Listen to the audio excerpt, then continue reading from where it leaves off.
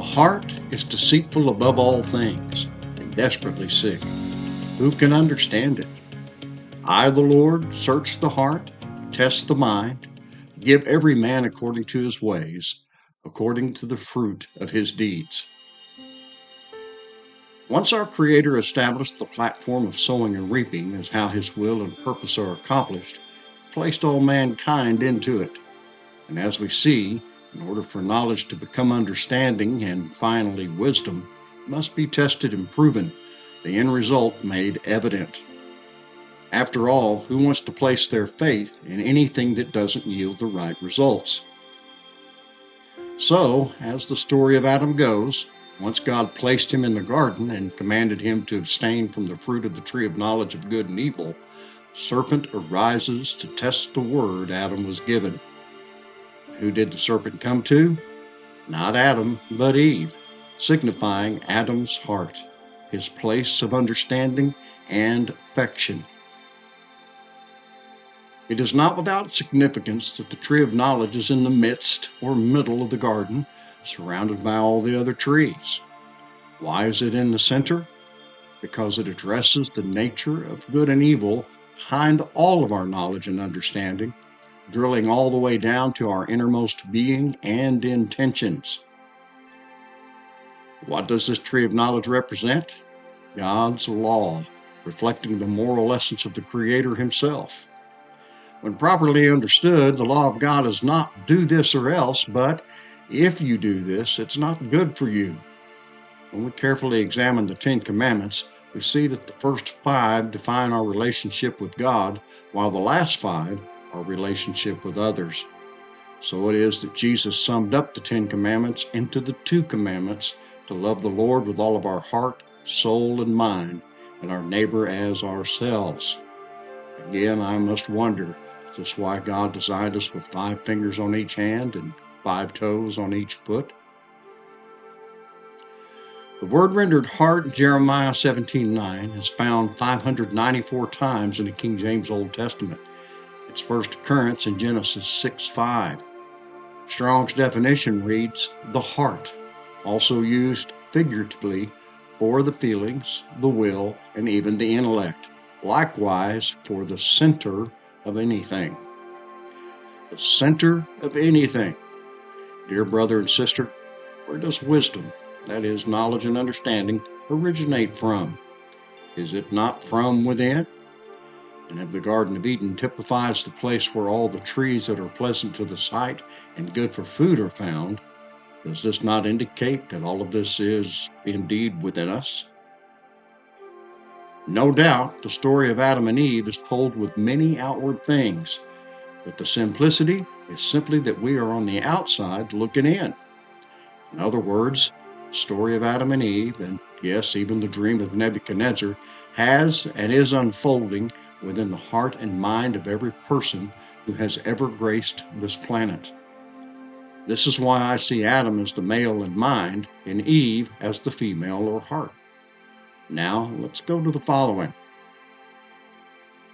For Adam was formed first, then Eve. And Adam was not deceived, but the woman being deceived fell into transgression. Here Paul states that Adam was not deceived, but the woman, or Eve, was. So how do we account for this? I believe the following tells us. But the natural man does not receive the things of the Spirit of God, for they are foolishness to him, nor can he know them, because they are spiritually discerned. In 1 Corinthians 15:44 and 45, Paul says there is a natural body and a spiritual body, where the natural body corresponds to the first man Adam and soul, and the spiritual body to the last Adam or spirit. Since the natural body, Adam, and living soul all correspond, then it follows that he would denote the essence of the natural man spoken of in 1 Corinthians 2:14. Since this natural man cannot know or receive the things of the Spirit of God, then disobedience is not only assured, but expected. And so it goes in the Genesis parable. Adam and Eve, portraying the natural, capable of knowing and receiving spiritual things, fall from natural to carnal. How do we know? Because the Bible defines death and dying as the carnal mind, agreeing with what God told Adam in Genesis 2:17. This brings us to the following. Therefore, just as sin came into the world through one man, and death through sin, and so death spread to all men because all sinned. For sin indeed was in the world before the law was given, but sin is not counted when there is no law. Yet death reigned from Adam to Moses, even over those whose sinning was not like the transgression of Adam, who was a type of the one who was to come. Sin and death entered the world through one man. What man? The natural man, which Adam and Eve typify. No, they were not the parents of the human race, but representatives of it, showing us what Paul meant when he said, "For as in, or just like Adam, all die." We do not die because of Adam. We die because we are like Adam, a natural person when we enter into this world, unable to receive or know the things of the Spirit of God. But we must always keep in mind that death is a necessary stage in the process of sowing and reaping, therefore explaining the reason for Adam and Eve's fall into transgression. Though no law existed between Adam and Moses, the principle of sowing and reaping remained applicable, and so death reigned. Nebuchadnezzar's dream image is the image of a man, but the man is never without the woman, so both are an integral part of the dream and image. First, the head of gold, the male, the husband and head of the woman, pointing to Adam in the realm of the mind or thought, the place of knowledge.